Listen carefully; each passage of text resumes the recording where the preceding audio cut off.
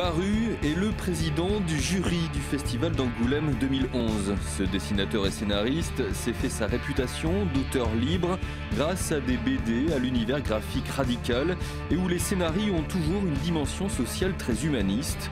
Dans les années 90, Baru a eu une collaboration très poussée avec un éditeur japonais dont le résultat fut la parution de L'Autoroute du Soleil, une BD qui a obtenu le prix du meilleur album à Angoulême en 1996.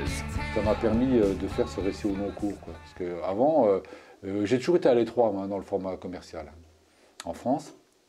Là, j'avais la possibilité de faire, j'allais dire, une grande histoire.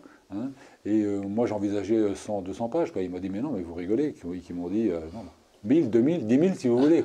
J'ai dit, oh là, on se calme tout doucement. En fait, je suis quand même allé à un peu plus de 400.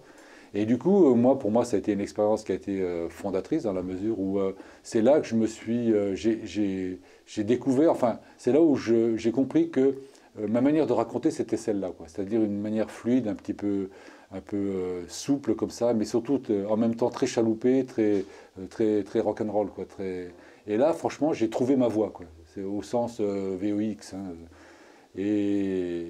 Et ça, pour moi, ça a été une expérience très, très importante. Et surtout, ce que je tiens à dire, c'est que mes employeurs japonais ont été exemplaires. Vraiment, j'ai été accueilli, j'ai été traité d'une manière absolument remarquable, que je n'avais jamais connue encore auparavant en France. Plusieurs mangas se trouvent encore cette année dans la sélection officielle du Festival d'Angoulême, ce qui n'empêche pas le président Baru de dire vraiment ce qu'il pense de cette vague graphique qui déferle sur la France depuis 20 ans.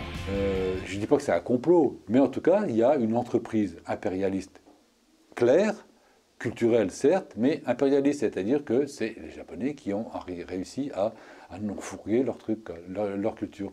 Mais bon, moi je ne jette pas la pierre, hein, c'est vraiment une affaire de génération. Moi j'ai reçu la même chose avec le rock'n'roll. Le rock'n'roll est une invention américaine, et moi j'ai reçu comme si ça m'appartenait en propre. Je crois que les jeunes, maintenant, moi ce que j'attends des gamins, hein, enfin des gamins qui ne sont plus des gamins maintenant, hein, qui sont tombés là-dedans, c'est de voir ce qu'ils vont faire avec ça, avec cette influence-là. Pour l'instant, ils ne font que des pâles copies, qui n'ont absolument aucun intérêt, hein, puisque autant aller chercher l'original. Hein. Mais maintenant, j'attends de voir ce que ça peut donner dans notre configuration que l'influence du manga japonais.